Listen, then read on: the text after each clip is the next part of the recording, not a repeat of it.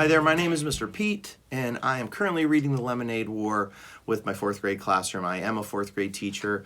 I read these books as a resource for my class, but it can also be a resource for you if you're a student or a teacher looking for resources in your classroom in a time when we desperately need resources. So I do analyze the book. I know that's not for everybody. Some people are just looking for the chapter to be read.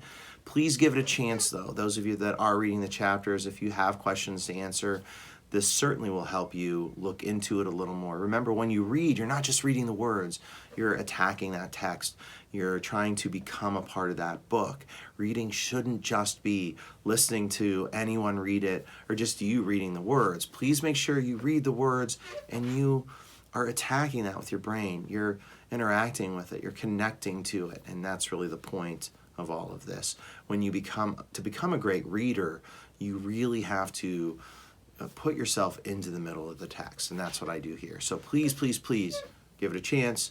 Let me know what you think in the comments, and if you have any book suggestions, I'll take those too. I'll either answer you, one of my students will answer you, one of my former students will answer you.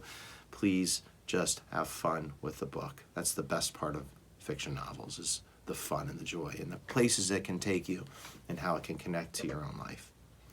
Chapter 11, A Total Loss. We know that Jessie has done some evil. She captured all those fruit flies that we've been talking about through this whole book, and she dunked them into his lemonade. Not only that, but she got an inchworm, and she grabbed a caterpillar, and she threw dirt in there, and Evan is off to win, but we now know bad things are going to happen. So chapter 11, A Total Loss. Noun, goods so damaged that there's no point in repairing them, or they can't be repaired at all. Setting at the top as always, and here we go. The first cup was an easy sell, the second cup too. It was on the third cup that a little girl about 6 years old said, "Ew, there's a bug in my drink." And her brother said, "There's one in mine too." "Gross," said an older boy on a skateboard.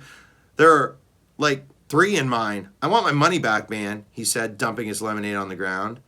The mother of the little girl and boy looked into their cups carefully. "I think you need to check your lemonade, honey," she said to Evan. You'll want to highlight this mother. She's definitely a minor character, but a character who will play a part in this chapter. Evan unscrewed the cap, and everyone looked in. The surface was swimming with dead bugs, fruit flies, worms, and a soggy brown caterpillar. "Oh my goodness," said the mother. The boy started spitting on the ground like he was going to die. Hyperbole. The girl started wailing, "Mommy, I drank bugs. I have bugs in my tummy." Evan couldn't believe his eyes. How did this happen? Did they crawl in somehow? They couldn't have. He had screwed the lid on tightly. He was sure of it. And anyway, 1 or 2 bugs crawling in, maybe. But 50 dead fruit flies and 2 inchworms and a caterpillar? It just wasn't possible. Evan was burning with embarrassment as everyone looked at him and his buggy lemonade. Frantically, highlight vocabulary, he reached into the cooler and started to scoop out the dead bugs with his hands. So frantically, you're trying desperately to get them all out. Sweetheart," said the mother, "you can't sell that lemonade." "I'll get them all," said Evan. "I'll get every last one out." "No, dear, you really can't. You need to dump it out," she said. Evan looked at her like she was crazy. Dump it out? Dump it out? He'd spent $40 of his hard-earned money on that lemonade and another $1 for the cups. He wasn't going to dump it out. "I'll do it at home," he said. "No, you should do it here, I think. I need to be sure it's all disposed of properly." Highlight vocab. Disposed means to get rid of. I think we've all met people like this. How do you feel right now? Evan looked at her. He didn't know her, but he knew her type. Boy, did he know her type. She was the kind of mother who thought that she was the mother of the whole world. If you were on, that's hyperbole.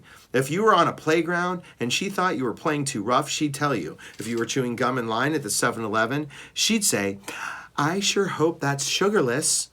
Mothers like that never minded just their own business or just their kids' business. They thought they had to take care of every kid in the kingdom. Hyperbole, I think. It's too heavy for me to dump, he said. I'll take it home and my mom can help. I'll help, said the busybody, highlight vocab, mother of the world. All we need to do is tip it a little. She grabbed one handle of the big cooler. Evan had no choice but to grab the other handle.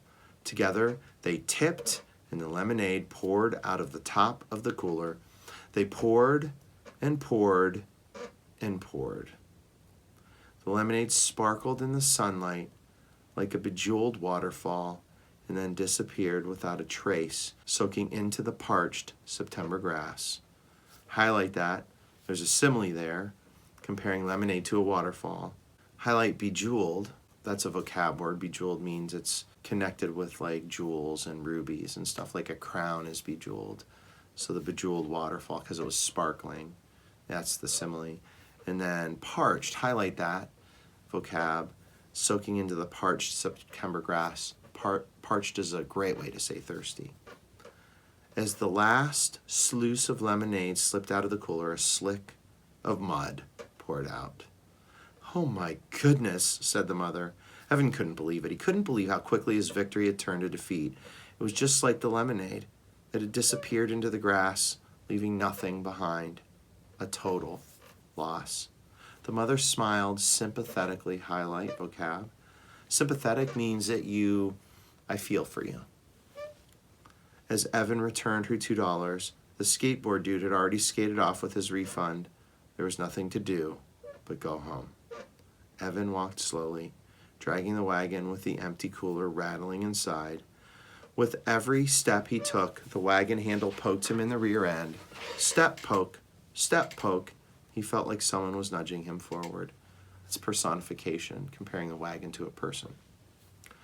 Evan, Mom wants to see you in her office right away. That had been weird. His mom had no idea what he meant. I didn't call you. I didn't call anyone, she had said. I've been on the computer. Evan, Mom wants to see you. He had been coming up the stairs. Jessie had been in the garage. She had looked anxious. Right away, she had said. Evan stopped walking. He stared at the empty cooler. Then he started to run. The wagon bounced crazily along the uneven sidewalk. Twice it tipped over. What did it matter? Thought Evan angrily. There's no lemonade to spill. By the time he got home, he had it all figured out. He looked in the kitchen trash and found the 3 Ziploc bags inside out and sticky with lemonade. He shook the fruit bowl and noticed how few fruit flies took to the air. If he'd had the right materials, he would have dusted the cooler for fingerprints, but there was really no need for that. He knew what he would have found. Jessie was all over this one. That rat! Highlight metaphor. That lousy, rotten, stinking rat of a sister! Metaphor. He shouted. He went back to the garage and kicked the wagon. He knocked the cooler to the floor. He tore up his lemonade on wheel sign into a dozen pieces. He was going to lose. She had $100. He was sure of it, and he had just 62 left. Tonight, before the fireworks, when they counted their money, she would be the winner, and he would be the loser. Winner takes all. Loser gets nothing. It was so unfair.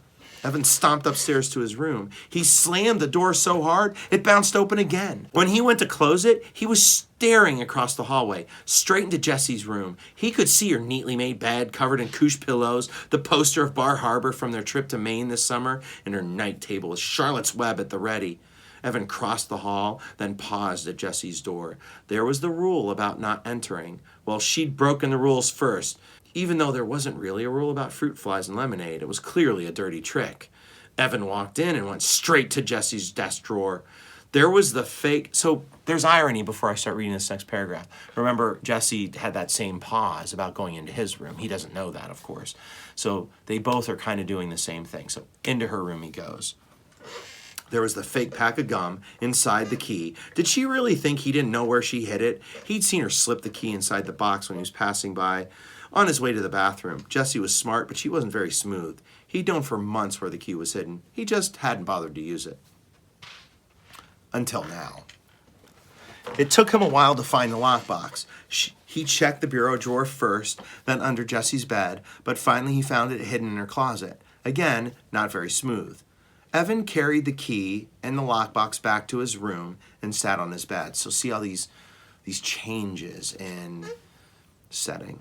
He put the key in the lock and opened the top. Then, the moment of truth, he lifted out the plastic change tray. There were a whole bunch of scraps of paper on top, and there was a folded index card too.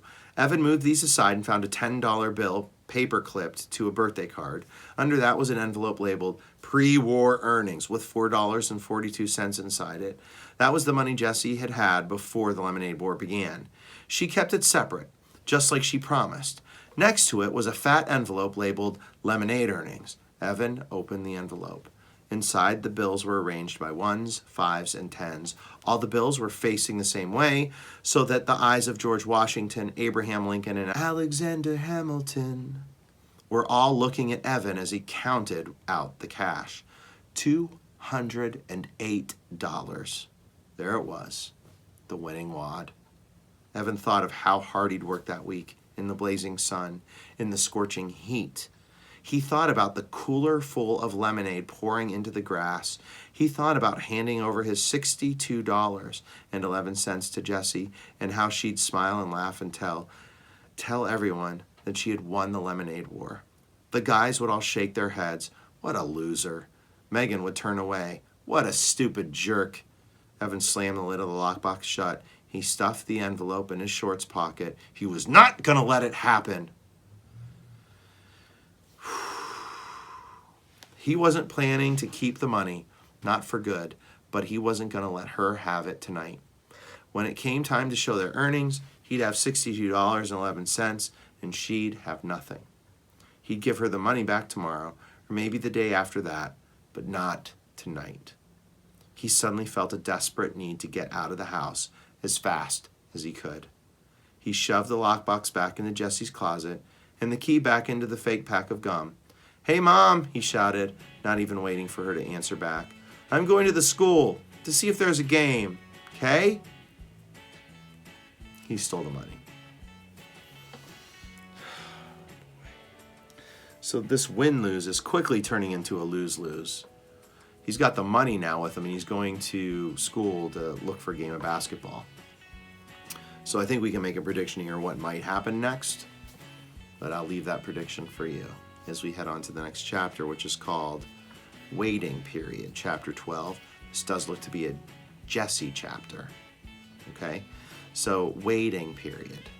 What is she going to be waiting for as she's off at the beach?